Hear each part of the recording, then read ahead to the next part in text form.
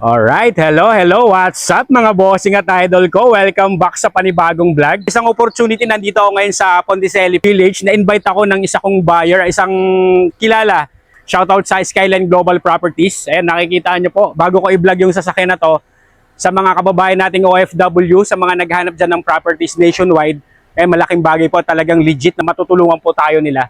Ayan po yung mga unit nandito, yung mga model house dito sa Ponticelli po. Molino Bacoor, gaganda po ng mga model houses dito. Mamaya kukuha tayo ng videos para sa mga interesado, makita nyo rin po yung mga model houses nila dito.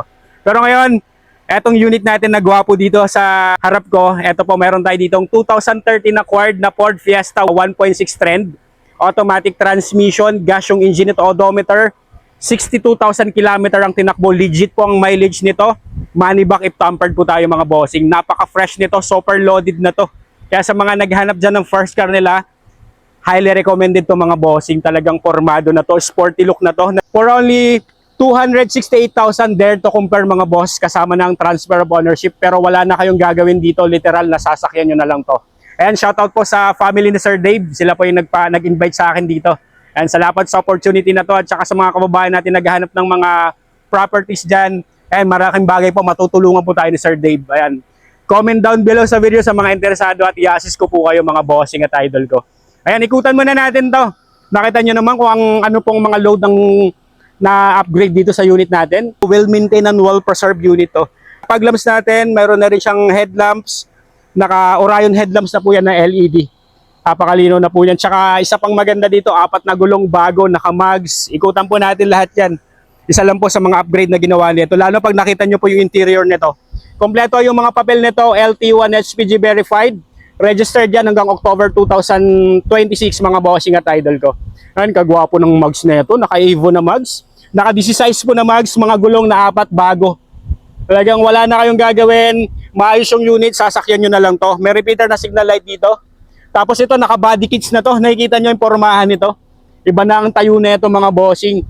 Ang stock nito na mags, naka-D15 lang yan. Nilagyan po ng 16 na mags, kaya mas lalong pumorma, mas lalong pumogi po yung unit natin na to. Tsaka yung body kits, ang lilinis po ng pagkakalagay ng body kits natin. Original shiny paint, zero retouch. Ang pina-retouch lang natin ito, yung mga body kits lang po niya para mas lalong bumagay po sa kulay ng body natin. Ayan. Meron na siyang rain gutter. Tsaka wala pong mga kupas na paint to, wala mga faded to. Nakikita nyo naman yung status ng mga bubong niyan. May rain gutter, maayos yung paint neto. Hindi po ako mapapaya sa inyo mga bossy, mga taillight maayos. May reverse camera, tas may reverse parking sensor na to. Sa halagang 268,000, kung bibilangin nyo naman yung mga upgrade na nilagay dyan, bagong-bago lang pong in-upgrade dyan. Talagang in-upgrade niya, tas bibenta lang pala ni bossing. Kaya nanghihinaing lang talaga ako sa unit natin. Kaya swerte pong makakakuha neto. Ako na pang nagsasabi, sa mga natatakot po bumili ng Ford dyan, syempre po hindi naman ako magbablog ng hindi magandang Ford. At saka chinecheck naman po natin yan, ini-scan, ini-test drive, kaya ako na magsasabi sa inyo, highly recommended ko to. So wag na nating patagalin to, silipin na natin yung interior. Wala pong ano to wala pong gas-gas, walang dento, makinis yung unit natin na to. Tsaka yung mga salamin yan, stock, naka-Ford pa lahat yan. Wow, nakita nyo naman yung interior, tsaka ang bango na ito. Sa 2013 na quad, maayos po yung itsura nito. Ceiling, hindi pa po nakakaranas ng detailing yan. Bango ng amoy nito. And ini-scan po natin yan. Wala naman po siyang diagnostic trouble code. Ito, nag-upgrade na to ng head unit. Android head unit with Apple CarPlay na yan. Gwapong-gwapo talaga mga bossing at idol ko. Mayroon pang kasamang TV Plus. And ipi-play rin po natin yung TV Plus para makita nyo po. Gwapo talaga yung unit natin na to. Panalong panalo, well-maintained and well-preserved unit. Ang bango, malamig ang aircon. Shifting nito, smooth and responsive, 6-speed automatic transmission, wala pong kaldag to. Tapos may reverse camera yan, nakita nyo naman ang linaw ng reverse camera. Ang lamig ng aircon with automatic climate control. All power and all mechanism working po lahat mga bossing at idol ko. Power mirror, power window, gumagana. Shifting, wala pong kakaldag-kaldag oh. Walang shift shock.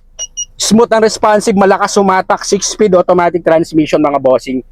Tapos sa mga sidings yan maayos. Glove box natin, nandito yung nakalagay yung manual and booklet. Andyan po yung TV Plus nakalagay.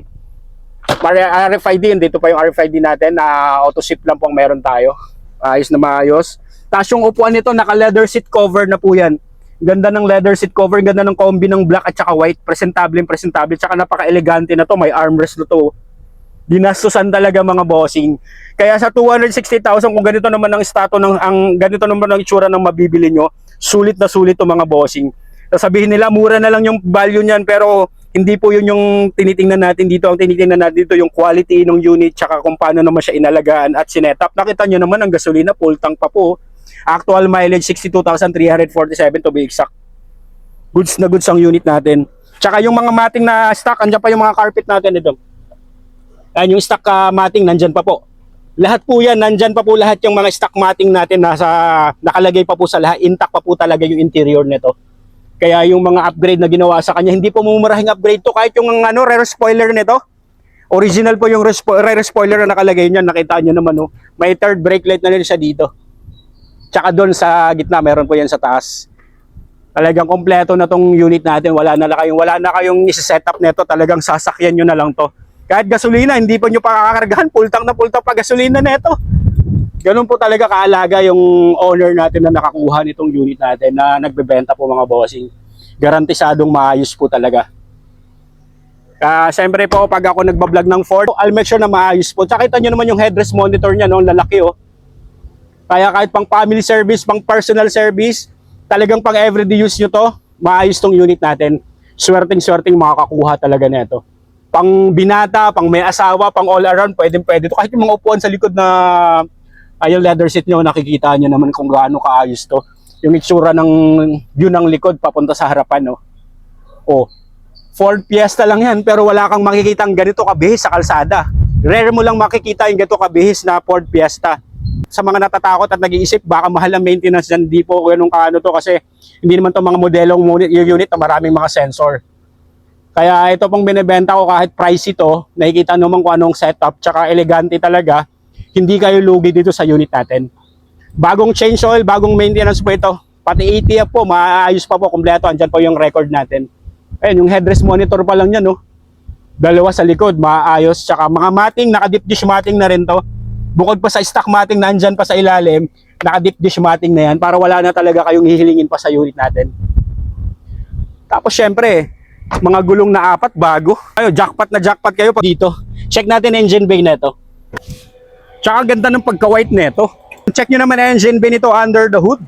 Napaka-snappy ng under, oh. Steady yung idling niyan, wala naman po siyang unwanted noise, vibration. Napakatahimik ng andar, naka-coolant. May mga kasa markings pa yan actually. Tsaka naka-moto LED gold battery. Ayan. Perfect to sa mga naghahanap ng first car, tapos pasok sa budget. Kahit sabihin na natin mataas sa ganun yung model, pero tingnan nyo naman yung quality. See to appreciate mga bossing, sigurado ako magugustuhan nyo to. Ready for long drive. Tsaka ito naman si Ford Fiesta powered by a 1.6 liter TI VCT gasoline engine that produces 120 horsepower at 152 Nm of torque. Timing belt pa po ang gamit nitong Ford Fiesta natin. Pero sa baba po ng tinakbo nito, nakikita nyo naman po yung estado ng under yan. Wala po mga oil leakage yan. Ready for long drive guys sa mga kababayan natin naghahanap ng ganitong mga sasakyan mga bossing. Say to appreciate, pag nakita nyo to, sigurado akong kukuhanin nyo to mga bossing. Highly recommended ko to. Ayan, sa mga naghahanap ng second hand cars dyan, J Catskill Vlogs, legit tayo 100% mga bossing at idol ko. Ayan, see you pa sa next upload. Ingat po ang lahat. God bless mga bossing. Tsaka yung property natin mga boss sa mga naghahanap dyan, marami tayo dito. Ayan, bibigyan ko po kayo ng mga flyers o kaya kung mga details gusto ko nyo pong malaman, pwede ko po kayo bigyan ng mga info po. Legit po tayo 100%. Bye-bye!